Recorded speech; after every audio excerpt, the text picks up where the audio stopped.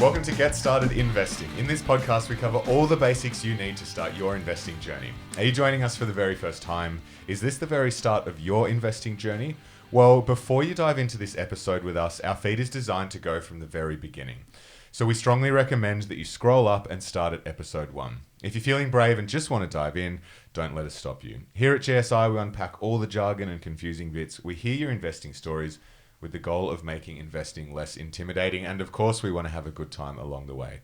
My name is Bryce, and as always, I'm joined by my equity buddy, Ren. How are you going? I'm very good, Bryce. Very excited for this interview because we have someone who has listened to more Equity Mates than anyone else, I think. Definitely more than me. Definitely more than you, who has well and truly joined us on the journey. And for not the first time we're seeing her in person, but for one of the first times, but the first time we've got her in the studio, and that is our head of production. Yes, we have Sascha, head of production here at Equity Mates, joining us in the studio up from Melbourne. Sascha, welcome. Hi, so good to be here. You make me sound like a super fan, but I want to clarify. I get paid. Oh, you're not? I get paid to listen to you. But you would do it for free anyway. Yeah, okay. Well, we haven't had that test yet, have we? We haven't found out. We could stop paying you. True. So, look, we are really excited. Sascha, you do live in Melbourne. We're up in Sydney. You do some amazing work down there, but it's great to have you up here. So we're going to take this opportunity to chat all things investing because you are also on your own investing journey. So we're going to play our true and false game, see where you're at, and then what you've learned from the Equity Mates Media podcasts because you've listened to every single one of them. So I certainly have. So Ren, let's start with true or false, shall we? Let's do it. Sascha, you've heard this game before. You've edited it many times, so I don't need to explain it to you. True or false? We'll start at the very start of your investing journey. True or false, your very first investment has been your most successful? I think I have to say true. I bought 3 stocks at the same time, and the one that I still own is the one I've made the most money from.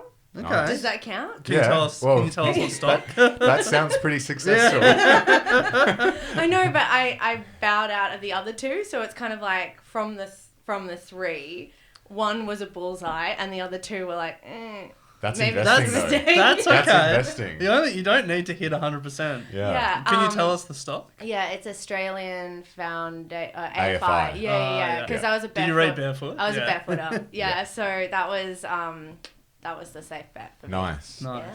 True or false? You had a strategy in place before you started. False. I did not have a strategy. Is that the right answer? There's no right answer.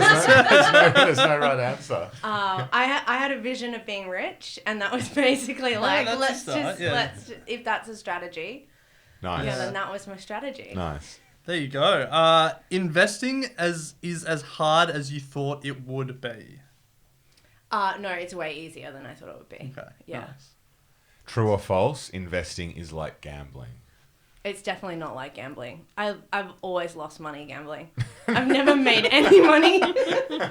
I've never... So if you've always made money in gambling, you'd be like, it's exactly I'd the be same. like, well, there's an equivalence there, but guaranteed if I go to any bet on anything, I'll lose. Yeah. So, that's not been the case with my investing. So let's have a bit of a chat about your investing journey. When we met, you had already started, so that was great. How did you get started investing? What was the catalyst? Yeah, I was thinking about this when you guys sprung on me that I was going to be on the show. I was like, I better come up with a story. So I guess I grew up with the knowledge that investing is what smart people did. And my parents always talked about investing, but I know that they didn't do it, but my granddad did.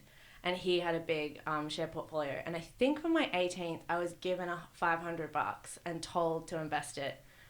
And I didn't. I don't think I spent it. I just put it in my bank account and I was like, I'm going to work out how to do that thing that I then proceeded not to do. And then when I was 25, I got a very, very, very small inheritance from an elderly relative who passed away. And I remember that was when I went, well, look, I could spend it all on a massive overseas holiday, or I'm pretty thrifty, so or I could pretend I didn't get the money and finally work out how to do this investing thing. And I think at the same time, Barefoot he hadn't written his book yet, so he was still not as famous as he is now. Like with every shop you walk into, his book's there. And someone said like, look, if you want to learn, this is the best way to go about it. And yeah, I just kind of decided on 3 stocks and just went, all right, let's see what happens. Parked the money, and and then just kept working, and it's just kind of grown along on the side. So that inheritance was the one that went into the AFI and the other few. Yeah. Because Nice. I just thought, well, like best case scenario, I never touch it, and in 10 years, it's gonna just give me some options, or I might be a secret Warren Buffett and I'll discover that I just thought like, here's the chance to kind of work out whether I'm any good at it. But what actually happened is I just put the money in there, and then I didn't really do anything for another 4 or 5 years. Yeah, right. Yeah, I just sat there. I turned on dividend reinvestments and just kind of wished that it went up more. It kind of plateaued for a while, and I went, all right. I'm not Warren Buffett, but could still be. Warren Buffett's plateaued for a while. Yeah, exactly. I mean, so that was kind of, but I think I've talked about this with other people, but I found it quite isolating when I started, because podcasts weren't really big, and I told a couple of people, I said, oh yeah, I've started buying shares, and the reaction was, oh my God, you're so brave. I would never do that. I just didn't have anyone in my immediate circle who went, oh yeah, and started a conversation about it with me. It was just like I was this anomaly on my own, just kind of going, oh, okay, I guess I'll try to work stuff out. Has that changed now though? Yeah, definitely. Yeah, actually, not just through working for you guys, but a lot more of my friends, have started investing, just coincidentally. So yeah, I do think podcasts and YouTube and all the different avenues now, you can kind of have an online community of your interests. Yeah. That really helps. Yeah, absolutely. So looking back to when you got started, Barefoot was obviously a big inspiration. I feel like you have had a habit of being early on Finfluencers, early on Barefoot, early on Bryce. But what other resources helped when you were getting started? I bought this really embarrassing book called Shopping for Shares. Oh yeah, who wrote that? No, I bought that in from one of my friends at work. Yeah. She's like, you're not going to believe this. My dad's got this book at home called Shopping for Shares. Bought it in about this thick. Yeah, and it's got a pink cover. And it's all about like very female. It's super female orientated. Female orientated. I didn't pay it, no offense. No, I feel like you were obsessed with it for a while. No, I was slamming it. Shopping, this book was something. This book, you've got a memory that's like it's not quite bubbling up, but I remember this was a big topic of conversation for a while. I hated on it. Did you? Yeah. I was like, this is the messaging's wrong. Like it's sexist. Like it's equating buying a handbag to buying Amazon. Like it was just personally. I don't know what you think, Sascha, but Sasha's about to say it was a great resource. No, I just remember it was the first.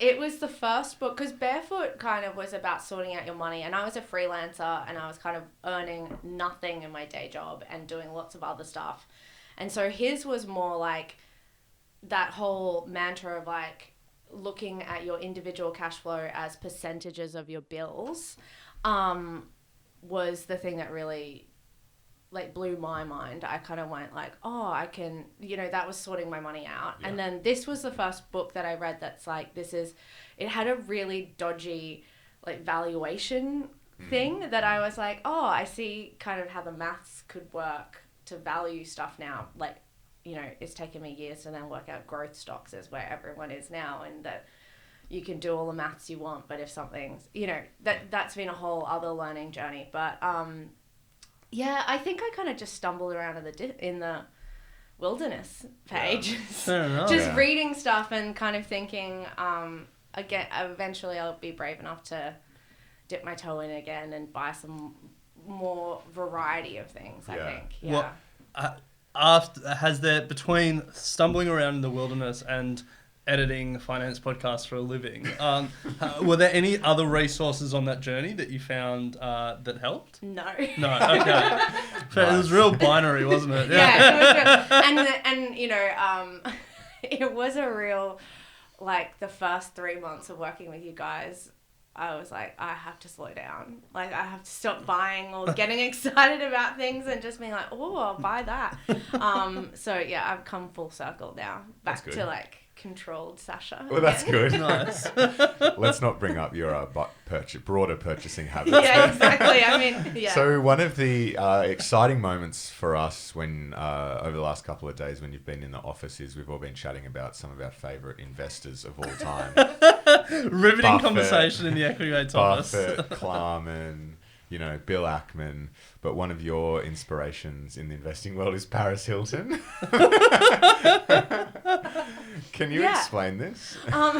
Sure. I mean, I'm going to go back to Alex's point that I'm really early on trends. Yeah. And I Oh, just true, think- true. I think Paris is just more ahead of the game than we give her credit for. Oh, you're going to Yeah. have to unpack that. Yeah. But in all Well- seriousness, there are some pretty... Well, yeah, let's... Yeah. Well, I was just reading. I found it just before. It's in The Guardian, and it's about the NFT kind of world, which I'm still trying to get my head around just because we've launched Crypto Curious, and I'm trying to read and understand as much about it as possible. But... yeah, she in it just randomly starts talking about how she made friends with the founders of Ethereum and has like invested in 150 NFTs. But what I find really interesting about her is how much she leverages her own kind of image. Big time. Yeah, and does interesting things with it. I mean, it does help that she's probably got a nice cushion of wealth to kind of play around in the outer regions of, like, you know, trying these new frontiers of how to make money. I don't think she's going to be ending up in a studio flat anytime soon because she's like burnt through her own inheritance. But she's got 150 NFTs and then also like creates her own with other digital artists. Yeah, she launched a couple earlier this year, I'm pretty sure. Yeah, and I just think anyone who's brave enough to kind of go, yeah, what the hell, let's give it a go, you know. We could do it. Well, I feel like anyone who's got the celebrity status to get the founder of Ethereum on the phone or meet him in person, it would be a weird meeting those two. If you've seen videos of him, he is Yeah. Nerd. he's an incredibly smart guy, but probably socially awkward. I'd love to see him and Paris Hilton. I'd love to see a Simple Life reboot with him and Paris Hilton. I mean, it's a bit like, have you seen the cooking show with Martha Stewart and Snoop Dogg? No. No, but I know they're friends. Yeah, because I imagine it would be a similar kind of vibe of like, but that's a really good cooking show. It's like they get a meal and they have to compete to who's going to make the best, Okay. Snoop or Martha Stewart. And it's just really strange. But I Yeah. think I also just like that about Paris Hilton is that, you know, she's, you know, that cooking show, she's much smarter than she knows how to make fun of herself and make money out of it, Yeah. make bank out of it at the same time. Big time. Yeah. Big time. Yeah. So, Sascha, you have launched 7 shows here at Equity Mates. Congratulations. Thank you on that. The latest being Crypto Curious. So if you are curious about crypto, head over and listen to that. We have a couple more in the pipeline, so stay tuned. But what have been some of the key takeaways that you've learnt from editing and producing a stable of finance podcasts? I mean, that's pretty broad, big question. It I think, is. you know, the reason I started investing is because, I mean, you guys know this, but I was working in like the arts and the non-for-profit space before that. And you do not make a lot of money, you know, from your day job working in that space. But that's definitely, you know, storytelling and being creative has always been my passion. And I couldn't really, you know, I wasn't going to be a doctor. I faint at the sight of blood. Like, you know, there's things that I was like, I'm never going to make huge money off my day job. So investing was kind of a way of making sure that I could build wealth and build security for myself while still making sure that I wasn't sacrificing on my day job passion or like whatever gets me out of bed in the morning to go to work. But I think like what I've learned from working at Equity Mates is that there's no wrong reason to invest. You know, that was always a little bit of I felt like a bit weird about the fact that I had different rationale from probably the standard finance media for being interested in it. So that's kind of probably a personal lesson. And then I think also just the professionals get it wrong as well. So why am I beating myself up for picking something that, you know, doesn't necessarily make a huge amount of money? Like it's just, you got to be in the game kind of thing. Yeah, definitely. Yeah. I think that's a good one. So many people feel like they need to get it right from the get-go, and it's just not the case. And you don't need to get everything right to be a successful investor. Yeah, and you don't need to, and whatever reason you decide to invest is a good enough reason. You know, that's the other thing I think is that, especially, you know, when I think about when I first started and people going, oh, you're so brave, or why are you doing that? Or, oh, you must know something. And I'm like, I don't. I just feel that, you know, earning 50 grand as a receptionist can't be my future. Like, So I think, it's just there's no getting started is the best thing. But I think also what I love about working at Equity Mates, not to do a little bit of a brand plug for a second, but it's just the fact that now we've got 7, we've applied like this lens of what kind of content do we need, or what kind of what do people want, what do Gen Y, Gen X, millennials need that hasn't been made yet, and what part of the conversation. And it's just really fun, you know, sitting with Talk Money to me, and they just, you know, just sput out facts and figures, and I go, oh my gosh, I've never even thought about that. And then to You're in Good Company, you know, who are very much representative of where I think I am in the learning curve. So, you know, yeah. Nice. Yeah, the young generation, the Gen X. I spoke to an 11-year-old yesterday. About Bryce is hunting talent early now.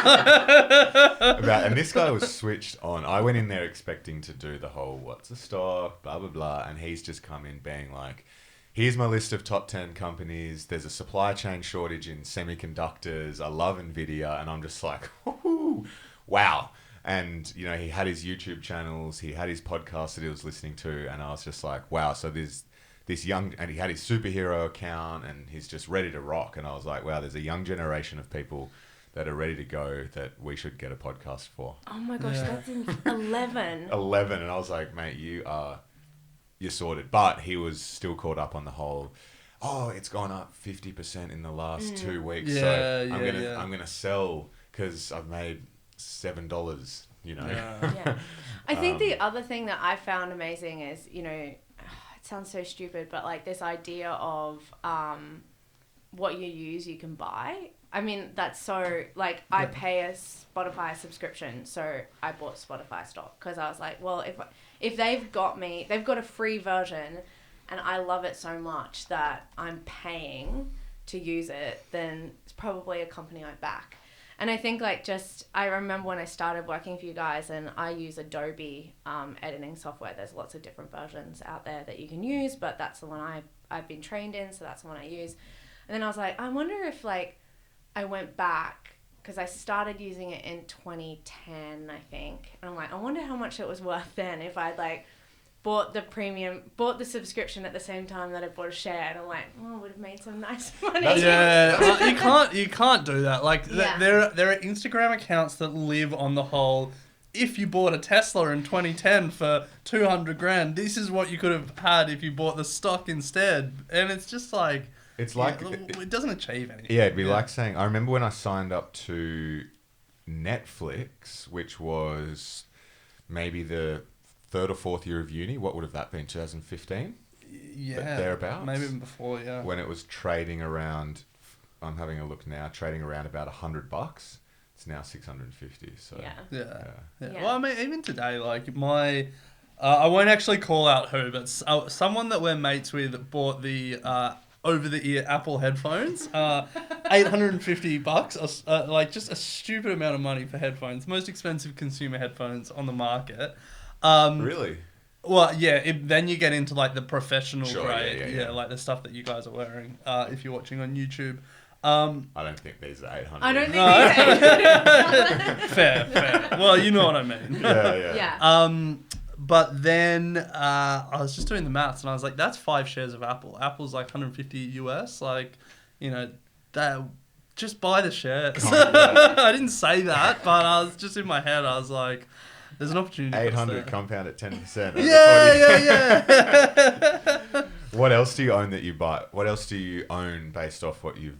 Do you own Netflix? No, I don't. I own Airbnb. Nice.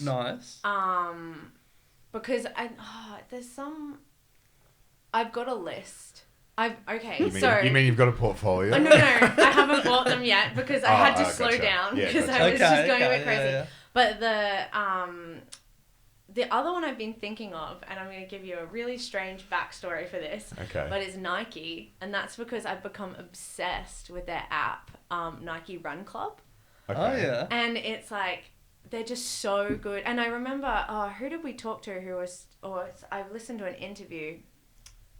Ben Crow was hired as like one of their mentors and coaches, and he talked about how the fact that Nike invests a lot of money and time into storytelling and like this idea of like everyone is an athlete.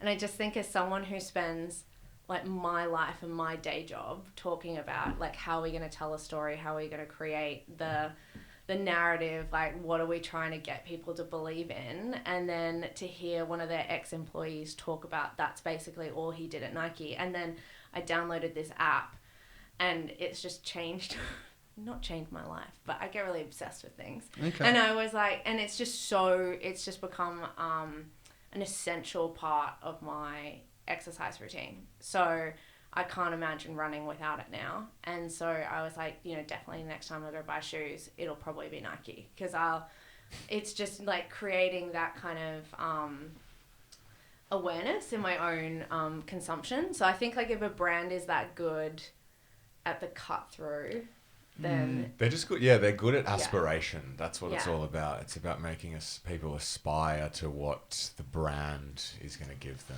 Yeah. And I think if you think about the way that Facebook's had like a completely different journey with that kind of brand awareness in the last 10 years, it's just interesting to think about where you want to put your money based on the kind of like storytelling behind it.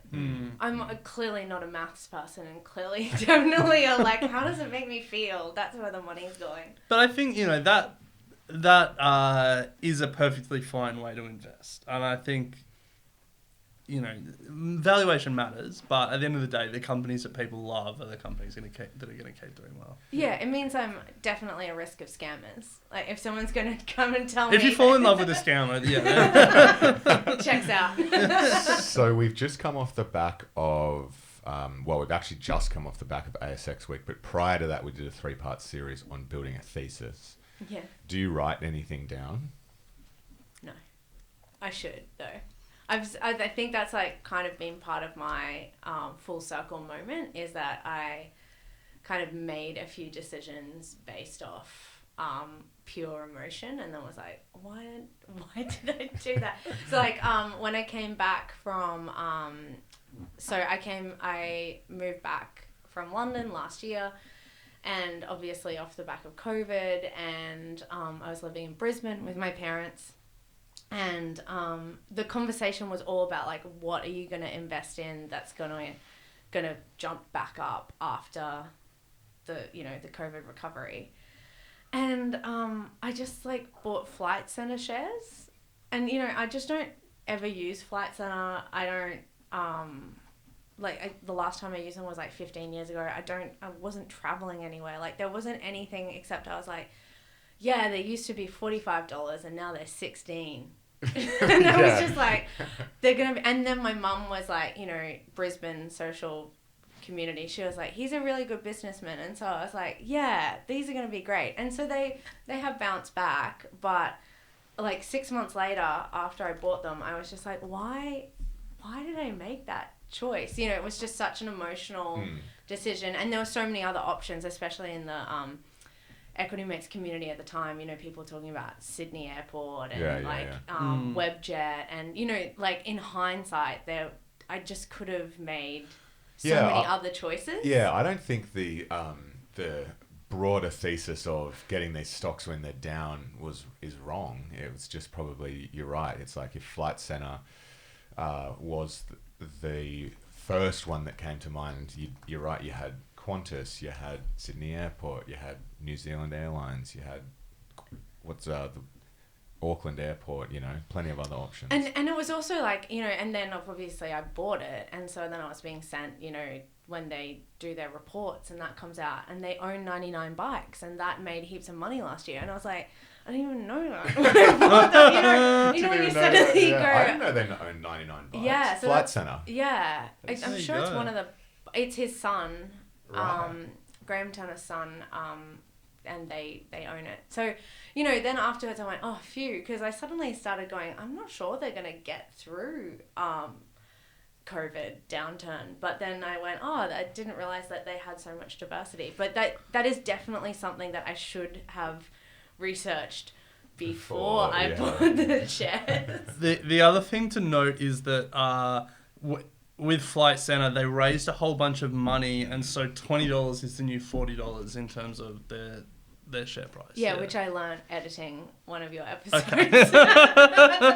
And that's when I went, oh, I really just like went in blind on this one. Yeah. I mean, I don't think it's thankfully it hasn't been the worst story for me, but I just thought it was interesting. Yeah, we were chatting to someone on one of the podcasts recently who was saying that Flight Centre is going to be it was on Ausbiz, I think, saying that Flight Centre is going to be a great investment because travel is going to be a lot harder now with like vaccine requirements and all this stuff. It's like Flight Centre are just going to go and be like, we'll do all of that stuff for you. Whereas like if you just book on like Google Flights, you're going to have to deal with every country yourself and all of that. So you could be okay. I know. And I've got to say, like, again, I didn't have this much foresight when I bought them, but I had that experience coming back from London was like just the changing systems between, you know, you can't fly direct. You can do the Perth Dreamliner to London, but you have to stop over somewhere. And just like with COVID testing, the complexities of like being able to prove that you've got a vaccination, being able to prove that you've tested negative, like, I think Australians especially, because we're always like 2 legs away from a lot of countries. That's a complexity we haven't thought about yet. Yeah. So, Sascha, you always have some wild and crazy questions out there in the Equity Mates office or in an Equity Mates team meeting. And we figured now that we're on this Get Started Investing episode, would give you the chance to just ask really whatever investing questions you have. You know, that you've had in the past ones about like leverage and stuff like that. So if you've got any questions, now's the opportunity to get them off your plate. Oh my gosh. Well, I feel like you're setting me up to say that I do lots of wild questions, but you're also always really polite about them at the time and do your best to answer Sorry, them. I should say the question's never out there. It's always the context in which you're asking them, like in the middle of a team meeting. That's true. I definitely need to work on my professionalism. No, I wasn't going to ask so much about investing, but I was like, from your perspectives, because we were out for dinner the other night and you got stopped, you know, recognized at the restaurant about, you know, and people come up and thank you. Like, what is the thing that you're most proud of in the last, since starting Equity Mates? Wow, that is a big question. The thing I'm most proud of. Ren and I sit in the studio for almost 5 hours a week and look at each other and chat to each other. And I don't think that feeling has ever changed over the last 5 years. And we just love talking about what we do. And it's hard to know who we're talking to. So I think when we get feedback on the episodes and, you know, broader feedback about how Equity Mates has genuinely changed people's lives and helped them, you know, improve their financial situations. That's always a really pleasing aspect to hear, because at the end of the day, we never started this to make money. We never started this as a full-time career.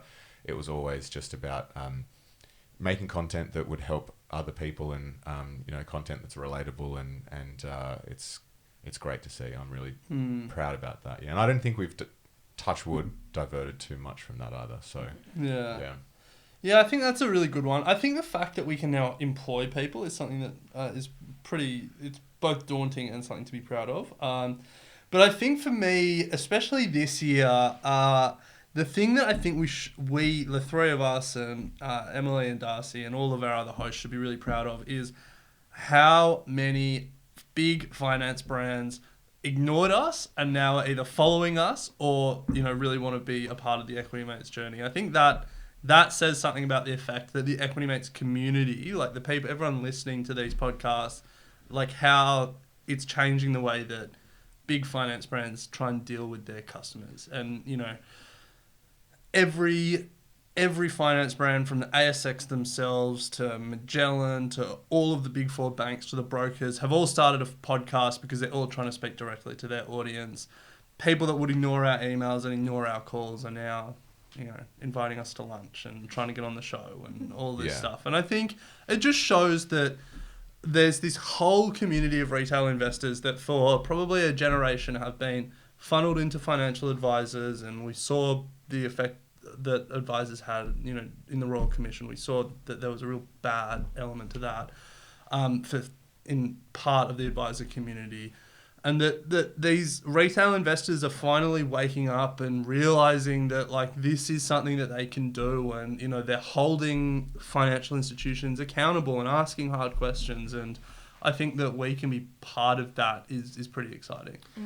Yeah, and if you are a brand out there that did ignore us, we're now ignoring you. So. And what would you say is the thing that's taken you by surprise the most? Oh, that people will listen to us. Seriously, it is weird that people listen to us. What do we have to say? Yeah. I think everything. Getting to this point has taken me by surprise, if that makes sense. We quit our jobs last year. You came on board as employee number one. That was surprise. Okay, we've now hired someone. Surprised that I took the job. But and then we raised, and the people and the investors that have supported us as part of that raise was certainly something that I think we would have dreamt of, or we did dream of, but really surprised that it came the way it did. Every week kind of is just that's a surprise. Yeah, I'm surprised at Bryce's level of maturity. If you saw him at uni, you wouldn't expect to see him like this. Yeah, well, I think everything has been surprising. Yeah, and I think it will continue. Well, hopefully it will continue to be. If it stops being surprising and gets very boring, then we're probably doing something wrong. Did you think you'd be doing this? No way. But I think I've always had a certain attitude of seems like fun, let's give it a go. Which comes back to that's why I invest, because career-wise, it's always been, investing gave me a pool of money that meant that when I hated my job in Melbourne, I walked into work one day and went, I quit. Nice. And then when my boss said, why, what are you going to do? I went, I'm going to go traveling. And I had no plans. And I literally just said that in the moment and then went, all right, well, I guess I better leave the country because otherwise she's going to be suspicious about where I went. That's classic. If I don't leave, she's going to be like, Sasha's still in the country. I saw her at the train station. So that's what, I went and did 6 weeks in Italy, and then I went to London for 3 years, and then, investing was what, I think I talked about this on You're in Good Company, but, when COVID hit and I was thinking, maybe I'll do another year in London, maybe I'll come home, and then, COVID happened and I suddenly went I've got to go home. I'm so homesick. And then flights were $14,000 and I was how the hell am I going to pay to get on a plane? Cause I need to get home. And, thankfully I had like other resources, but that's why like I think like being in charge of your finances is so important, because it gave me that freedom in that moment of a literal like global disaster to just go, I can afford to get out. And then coming back and kind of going like, well, I have no job. What am I going to do? And then and the arts, which I had worked in, was pretty standstill for the last 2 years. And then like you guys came along and like the radio experience kind of made sense, and I just went, well, why not? I invest. This seems interesting. You guys were like, I felt like we had the same kind of identity when it came, or same kind of mindset when it came to making content and telling stories, and so I went, yeah, seems fun. Well, it's been awesome, Sascha. You've done an awesome job. A reminder to the community that Get Started Investing is not our only show. We've got Equity Mates, which is our flagship. But then, as Sascha just mentioned, You're in Good Company is another great one. Comedian v Economist, Talk Money to Me, Meet, Pay, Love, Crypto Curious. Have I forgotten any? I don't think so. I was really hoping I'd be able to catch you out there, but I think he's got them all. Plenty of shows. Yeah, I think he's got it. them all. That was 7 in total. It's a concern that we're all like, I think so. So plenty of content in the Equity Mates media stable for anyone on their investing journey, no matter where you are. And now, if you're looking to dip your toes into the crypto space as well, there's the Crypto Curious there. Yeah, got to be Paris Hilton with your NFT. Exactly. One thing I forgot before we wrap is the Equity Mates Awards. There's going to be more info in the show notes or over on the Equity Mates Investing Instagram page. But we're going to be highlighting some of the amazing things that we've done this year. There's 5 categories. We've got Expert Investor of the Year. We've got CEO Business Leader of the Year, Community Member of the Year, ETF of the Year, and Product of the Year. So nominations are open. Platform of the Year. Sorry, Platform of the Year. Yeah. So nominations are open. We want our community across all the shows to nominate based on the content that we've been doing this year in each of those categories, and then we'll come up with a list of finalists and award them with what is now the most coveted finance award. That's it. I was speaking earlier about the power of the Equity Mates community, the uprising of the retail investor. Let's now start using that weight and awarding, product issuers and platform providers, and make them realize that there's this big retail investor community that they got to service. And that's it. This is going to be the most coveted award out there. So get your nominations in, get your votes in. Loving coveted. We just have decided that everyone wants it. Yeah, that's okay. it. Everyone does want it. Yeah. They will want this award. Scarcity does count for something. It hasn't been awarded before. The thing is, especially those ETF providers, they are in big competition with each other, and they're not going to want the other ones to win. No. So they'll covet it as like a defensive. We don't want anyone else to get it. Yeah. Can't wait for that one. I know. I reckon we'll be getting some emails. Yes. So head over, put some nominations in based on the content, not only on this podcast, but across the entire Equity Mates network. ETF and platform is just like whatever's out there. It doesn't have to have been on any of our shows. Just what do you think's good? Yeah. As a retail investor, there's so many people trying to get you to put your money in things or to use things. Tell us what you think is worth it. Tell us what you think is good. We should do worst of the year as well. Maybe. We'll put a pin in that for 2022. But Sascha, it's been an absolute pleasure. Stoked to have you up here in the studio in IRL.